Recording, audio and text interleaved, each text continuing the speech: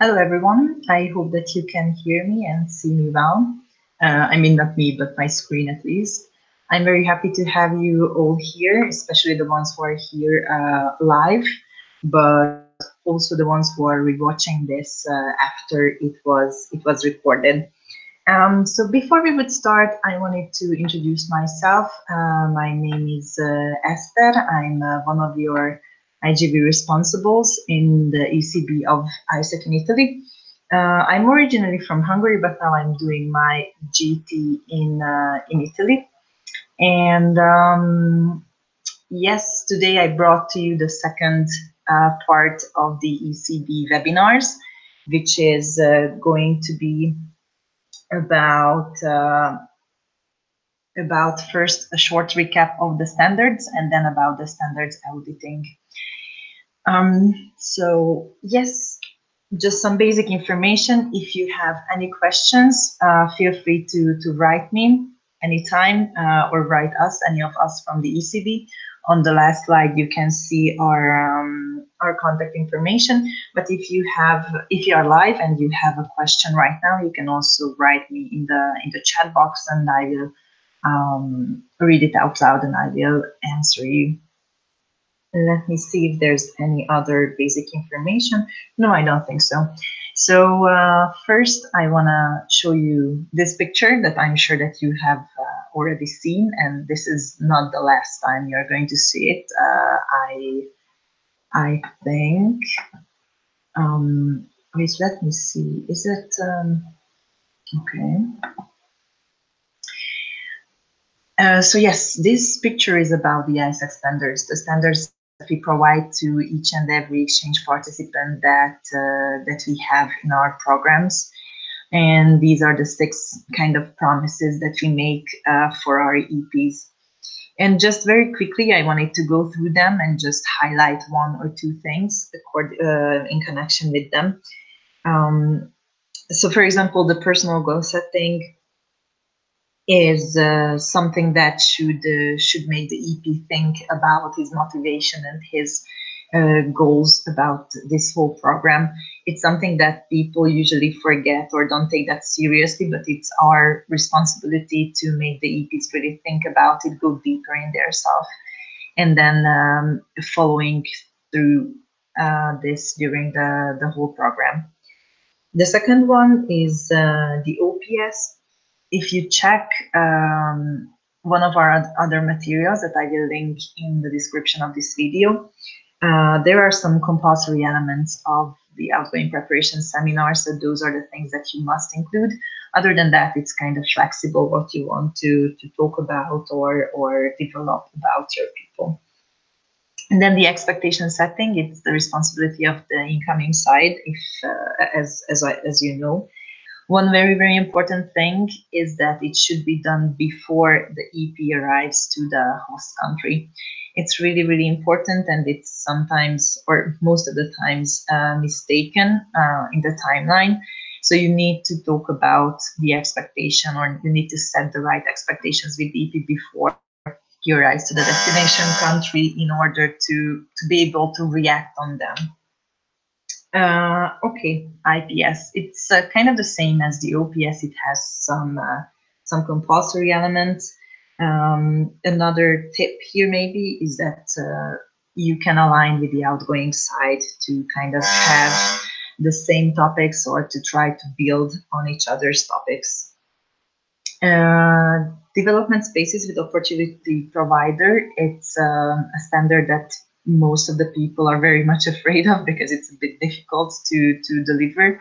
But I think the biggest responsibility of us here is to make sure that the EPs receive feedback from the organization or the company they are working for. So please talk to the teachers or the kind of coordinators of the program to give feedback to the EP. And then when it comes to the debrief, it's more about giving the space for the EP to talk about his or her experience, try to cross-check the list that he has done in the beginning about the personal goals, for them to tell their stories, for us to collect some marketing materials that we can use later. And then the visa and work permit. it's yeah, we basically need to help them get the documentations that they need, whatever that means, to help them prepare for a visa interview, or to give them a bit of a direction where to go and what to sign and what to ask for.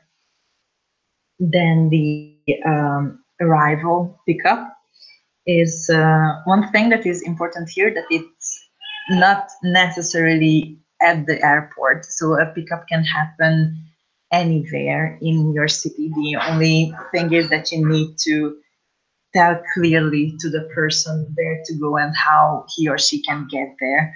So that's your responsibility, to make sure that he or she can actually find you somewhere. Yes, departure support.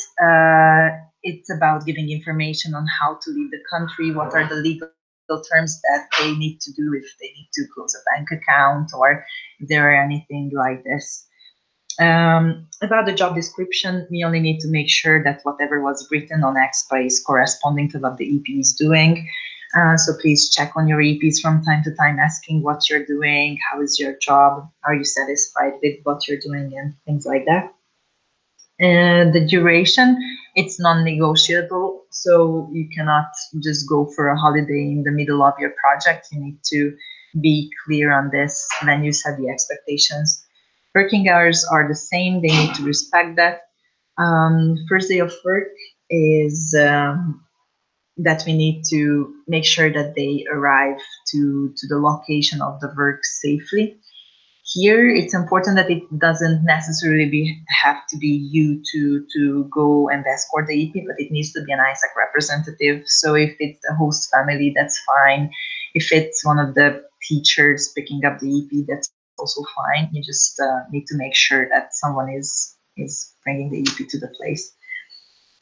The insurance is something that most of the people kind of forget about, but it's something that we really need to provide to the people, because anything can happen abroad and they need to be insured. I think you can get some additional information from your MCVP about any kind of collaborations that AIESEC in Italy has with insurance providers. Maybe there is a cheap option for the EPs to choose.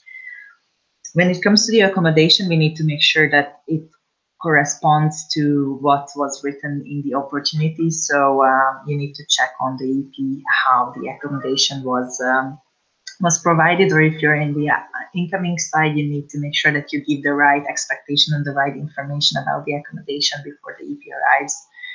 Basic living cost is just to give information about the country, about the city, how much food or bus or transportation or these kind of things cost. Yes, exactly.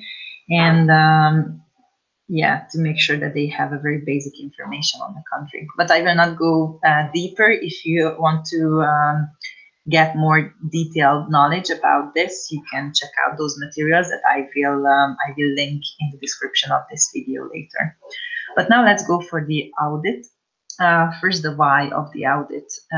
We have auditing, or like organizations and companies have an auditing to have an impartial opinion and assessment about their operations, their processes, to see that all the things that they're doing are accurate and they are in accordance with any rules that they have, any standards or regulations. And it's specifically to investigate our weak areas when it comes to the standards audit. How we do it, it can be either virtual or physical. So for example, in the standards audit case, it's a virtual audit because we don't go to the EPs and directly ask them for the information, but we use EXPA and we use the DAL file. But when it comes to, for example, financial auditing or legal auditing that all AIESEC entities are doing on a national level, it needs to be physical. They collect all the documents and then they do it together with the finance and an external auditor. But that's another topic, that's not our topic now. So I don't know if you knew that, but all entities must do this to ensure all operations are run in a good way and in accordance with XPP. And the data that we're working with is coming from the DAAL file. It's a file that is delivered to all MCs in the beginning of the month. So the results, the standards survey results, show the previous month. That's why you cannot, it's not the most up-to-date, let's put it like this, but it's still important information, and we can still check this information and learn from it. So what exactly it is? The standard auditing shows the standard delivery of each LC of AIESEC in Italy, and also the finished, filled, and completed rates. I will talk about this later, and I will show you the file itself and how it is working. It is done by an impartial group of people. So as you know, we as ECB, we are working kind of separately from the MC, but still in a close cooperation with them. But we are impartial. We don't want to modify the data. We don't have any goal with that. Other types can be the financial or the legal audits that I already mentioned before. And it is delivered to all functional LCVPs by email. And hopefully there is also a part when we give you some tips or like some suggestions on how to be better next time. That is done mostly via WhatsApp.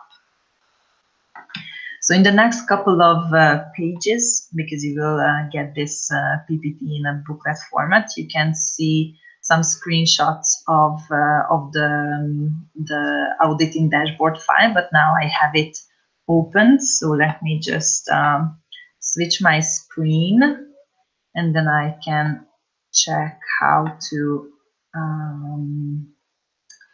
yes, just a second, and I can share you my screen again. Okay, it's here. Let me see if you can see it. Perfect, you can see it. So I will just quickly run through each and every page and then show you how this thing works and what are the things that you can check. On the first page, you can see an overall dashboard with all the 16 standards in a pie chart. So this page shows the percentage of EPs with the correspondent answer. So empty means that they didn't fill out that part of the survey. False means that they said they didn't receive this standard, and true means that they say they did receive it. By default, you can see AIESEC in Italy as a whole, because as you can see here, these are the filters that you can use on the right side. All the LCs are used now, but if you click on only one, which I cannot do now because my Excel is a bit stupid, which is very, very, okay, this is strange. I don't know, maybe it's because it's an unlicensed product. So whatever the thing is that if you click on any of the LCs, then the pie charts are going to reshuffle themselves, and they're going to change, and they're going to show you only that one LC's result in percentages of each and every standard. And if you want to use it a bit more specifically, you can also choose the experience and date, the year and the month that you want to check. So if you're only interested in, I don't know, in the month that you are an LCVP of, then you can check those months, but this is for the whole MC year. You need to know that, yes. Okay, going to the next tab, or the next 4 tabs are actually pretty much the same. They're a bit more detailed. They show first the group of development standards here in the first tab, and then the group of logistics standards. Oh, wait, let me check. Yep. And then the job standards, and finally the living standards. And here what you can see is the actual number of the fill outs that you have. So grand total means that there are this many EPs in the data file. So for example, now I'm checking the IGV dashboard starting from 2018 August until 2019 March. So in between these two dates, we had 829 EPs, out of which 552 said they got the insurance standard, 29 said they didn't get it at all, and 248 didn't even reply to this question. Here you can use the filters just as, oh wait, I hope now you see it. Oh, maybe I didn't show to you before. I hope you saw it, I don't know. So I'm on the part of living. If you use the filters here on the right, you can again select the LC that you're interested about, and then the data in the table, and also these charts below will change, and they will show you that exact data that you're looking for. It's the same with the experience and year and month. You can just kind of filter the data that you have. And then there is the finished completed tab. That is what it says. It shows you the finished to completed rates. So here also you can use, the filters look a little bit different. They are on the top of the page, the three filters, but they work pretty much the same. They filter your data, and they can show you in the table first how many finished you have, and out of those finished people, how many of them turned into completed, and how many of them turned into realized, or how many of them are still realized. What you need to check here is that there is, if you just check it as a matrix kind of, there is the part of complete and filled, which is the best. That means that an EP filled out all the questions in the system and they became completed. So they had those required standards that made them completed. There is the complete but not filled. It's very, very rare. It means that the EP didn't fill out all the questions, but they had that minimum amount of standards, which is those red, how is it called? So in the first page, you can see which are those 4 ones that are kind of not necessary, or 2 of them are not necessary. So these EPs received 14 out of 16 of the compulsory standards. And then there are the realized filled, which means that they filled the whole questionnaire, but they didn't turn to complete. It means that they didn't receive something that they should have. This is the bad part, because you cannot really change this. You need to learn from the mistakes that you did here, and you need to kind of ask for feedback here, what went wrong. And there are the ones who are not filled and realized. These EPs can still turn to complete. You need to kind of follow them up, write to them, ask them to fill out the survey, and yeah. And then there are some ongoing people who are still doing their projects. At this point, you don't really need to take care of them. I mean, of course you need to, because you need to deliver the standards for them as the project goes. But as for the rates, they are not counted. So then on the right, you can see 3 types of rates. The first is the finished field. So how big percentage of people filled out the survey completely. So yes, I forgot to say that filled here means that all 16 questions were filled completely. Field completed is like out of the field people, how many of them turned completed. And then the finished completed. This is the one that usually people are asking you to know, or that we are counting. But I think the other 2 are also very, very important, because there is a difference between not having enough completeds because we don't have fill outs, or not having enough completeds because we are bad in standards delivery. And the last tab is the data tab. You don't really need to do anything about this, really. If you're interested, you can check it. Here it contains the data from the AAL file, the DAL file. You can find here the EP ID, their status, the experience start and end date, where they are from, and also their answer to the survey. If you check it, you can notice that there is this light blue color at some of the rows. That means that this is different, or this is new compared to the previous month. So the new rows or the modified rows are highlighted in blue. And there is also a row that columns that I added here. One of them is the ending, and the other one is the fill out. So you can check here if an EP is still ongoing, so still doing his or her project, and if he or she filled out the survey. Yes, so let me just quickly go back to sharing my presentation.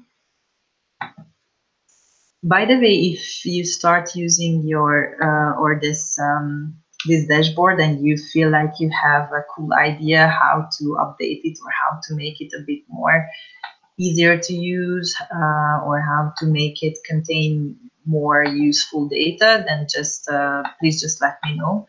I will try to do it. I'm not an expert, but I'm trying to do it. But then you need to know that data alone helps nothing. You need to act on it. So us sending you this file is not going to change anything if you don't analyze it and if you don't act on it. Okay, you can ask me how to do it, and there is no secret recipe. But for example, if you check your data first, you need to kind of analyze it. What can you see from the data? Which is the worst standard delivered in your LC, which is the best standard delivered in your LC? Why do you think this is the result? What do you do, or what you don't do as you are supposed to do? What is the reason behind all of this? Try to talk to your people, your members, ask them about specific EPs. So that's also a very, very good practice that I was doing when I was an SCVP, of going through opportunity to opportunity, checking all the EPs and their responses, because sometimes there were some misalignments. So I just tell you an example. There was a time when I didn't really agree with what the EP was telling in the survey. I was delivering an IPS to a group of EPs who arrived together, and then two of them said that they didn't receive the IPS. So they kind of misunderstood what it meant. So I just wrote to them explaining the situation, that guys, this is what it was. It was me. You remember talking to you about the culture of our country and how to get integrated into your projects and so on. So they were like, yeah, okay, we didn't know that. I'm sorry, we will change our answers. So they modified their answers in the survey, which they can do, of course, after they finished it as well. So I think it's really, really useful to check on your EPs one by one, and then try to see if you agree with them, and then explain if you don't agree with them. Ask for feedback if you see that someone was very, very unsatisfied. So for example, if you see a problem in your data, let's say that you have a very low fill out, then you can come up with an idea of sending an automatic email to all your EPs, reminding them that please, as soon as you get home, just fill it out. Or you can kind of look for their EP managers to ask them to make them fill out or help you track that person. Another thing that you can do, if you have already analyzed your data and if you have already found your key problems, is to ask for good case practices from others. You can check the other LCs as well, see who is the best in developing it, in delivering that standard, and ask them how they do it. Or you can ask your EB team to kind of have a brainstorming session for this problem of yours that you have. We used to do this in my EB team a lot. We were kind of having these short spaces for every product responsible, and then we could come up with our main problem of that week or of that month.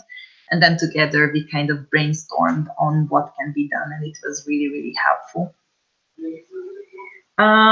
Yeah, so I'm sorry that I was stressed. I tried to keep the 30 minutes that I kind of was given. So here you can see the contact information of all our team. I think you already know your product specialists, so you can approach us anytime. I think we are pretty fast in responding. And you can come to us with any kind of question. There is no stupid question. We are very open to explain you everything or to give you some advice, because we are called specialists because we have been working on our areas. So we kind of experience what it is like to be in your shoes. So just feel free to reach out to us and ask anything. Let me check if there is anything here. I don't see any questions in the group chat. So I think if you have any kind of questions, you can write it now.